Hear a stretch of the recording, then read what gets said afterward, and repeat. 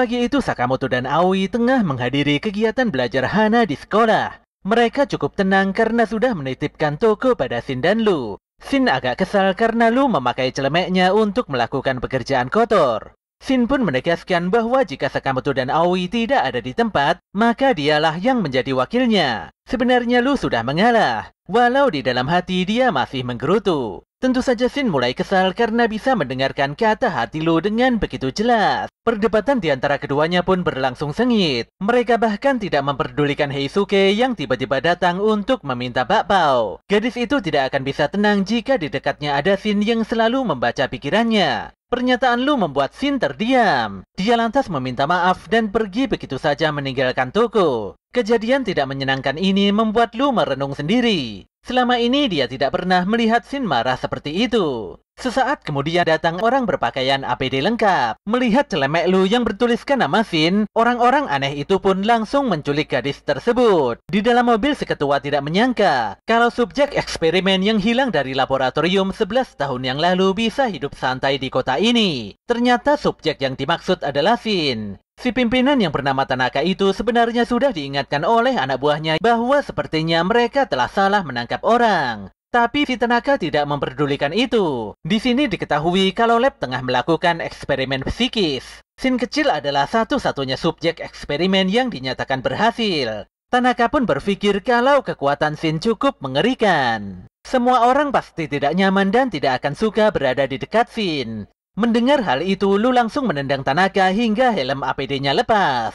Walau menurutnya Shin itu bodoh dan tidak pedulian, namun dia lebih baik daripada Tanaka. Sementara itu Shin kembali ke toko sambil merenungi sikap buruknya tadi. Tapi dia agak bingung karena Lu tidak ada di tempat. Namun setelah melihat pecahan kaca di lantai, pemuda itu mulai tidak tenang. Dia lantas melaporkan masalah ini pada Sakamoto yang baru saja pulang dari sekolah. Tapi Sakamoto langsung mengetahui lokasi Lu melalui ponsel pintarnya. Shin pun begitu kaget. Ternyata selama ini tanda nama di celemeknya sudah dipasangi GPS oleh Sakamoto. Di sisi lain, Lu Xiaotang terlihat menyesal karena sudah melontarkan kata-kata jahat pada Shin. Detik itu juga Sakamoto dan Shin meluncur ke jalan tol dengan sebuah motor. Shin pun menyadari kalau Tanaka dan anak buahnya adalah orang-orang dari lab. Beberapa anak buah Tanaka lantas keluar dari truk di depan van dengan mengendarai motor untuk menghentikan Sakamoto dan Shin. Untungnya Sakamoto dan Shin bisa membereskan semua pemotor itu. Tanaka pun memerintahkan Seba untuk membereskan Shin yang sudah berada di atas mobil van. Tiba-tiba saja Seba berkamuflase dan menghilang.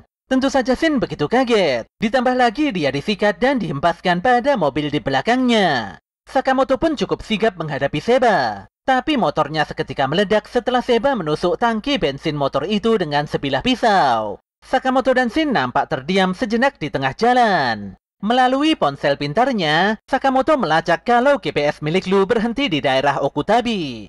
Shin masih meyakini kalau penjahat tadi adalah orang lab. Dulu Shin dibesarkan di lab itu, tapi kini dia agak penasaran karena orang lab bukanlah kumpulan penjahat. Beberapa saat kemudian, Sakamoto dan Shin telah sampai di depan Museum Sains Okutabi dengan menaiki bus. Shin mengungkapkan bahwa museum ini hanyalah kedok semata, sementara di bawahnya adalah laboratorium penelitian. Di dalam museum, suasana terlihat begitu ramai. Sakamoto dan Shin jadi tertarik untuk foto-foto dengan memakai kostum dinosaurus. Setelah itu, keduanya menuju jalan rahasia yang mengarah pada lab di gedung sebelah. Di sisi lain, Tanaka dan Seba mengantarkan Lu pada lelaki misterius dengan topeng kepala rusa. Sosok aneh yang bernama Kashima itu membuat Tanaka berkeringat dingin. Tanpa basa-basi, Seba lantas berkata pada Kashima bahwa gadis yang ditangkap ini bukanlah Shin. Jelas saja Tanaka langsung digelandang ke penjara karena berani membohongi Kashima. Saat ini Sakamoto dan Shin tengah berada di sebuah ruangan yang memiliki banyak jam serta kerangka dinosaurus. Keduanya pun membuka lift rahasia setelah menyelesaikan sebuah puzzle.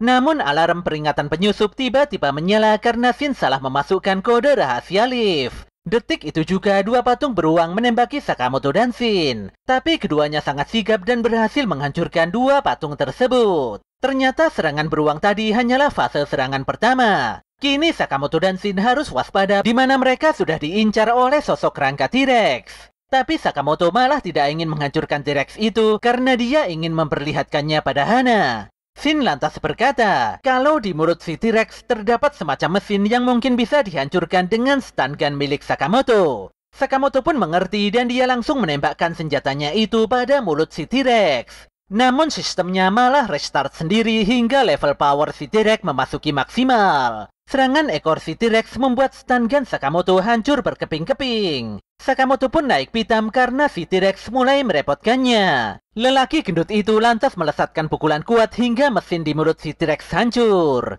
Para ilmuwan di dalam lab nampak bingung dengan getaran hebat yang berasal dari sistem keamanan di jalan masuk lab. Tapi mereka diintimidasi oleh seorang berpakaian APD karena lambat bekerja. Untungnya Sakamoto dan Shin datang tepat waktu dan membungkam lelaki itu. Semua orang pun terkejut karena Shin telah kembali. Ishikawa menyampaikan pada Shin bahwa Pak Pimpinan Lab saat ini tengah dikurung di penjara bawah tanah. Selain itu, lab ini sudah diambil alih oleh sekelompok asasin bayaran.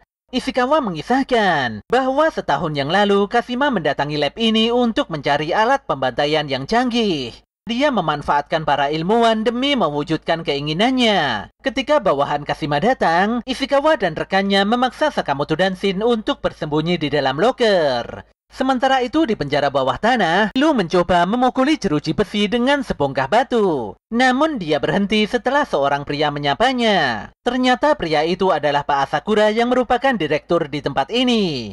Lu pun langsung terdiam ketika Pak Asakura menawarkannya untuk kabur bersama-sama. Kembali lagi di lantai atas, di mana saat itu Matt Horiguchi mencurigai para ilmuwan karena sudah ribut-ribut di ruangan ini. Ishikawa pun menjawab bahwa tidak terjadi apa-apa di tempat ini. Namun Matt menancapkan sebuah pulpen ke tangan kanan Ishikawa hingga lelaki itu menjerit kesakitan. Detik itu juga Shin keluar dari loker dan melemparkan pulpennya pada Matt. Matt pun bisa menghindarinya. Dia bahkan bergerak cepat dan menancapkan sebuah jarum tajam pada leher Shin. Di sini Matt memainkan alat eksperimennya hingga membuat Shin ngomong belepotan dan terbalik-balik. Ternyata jarum yang menempel di leher Shin memberikan sinyal pengganggu otak. Detik itu juga Sakamoto muncul dan memukul Matt dengan sangat keras. Sementara itu di luar museum, Shishiba dan Osaragi terlihat turun dari sebuah bus. Sepertinya mereka tengah melakukan penyelidikan yang berkaitan dengan organisasi Slur.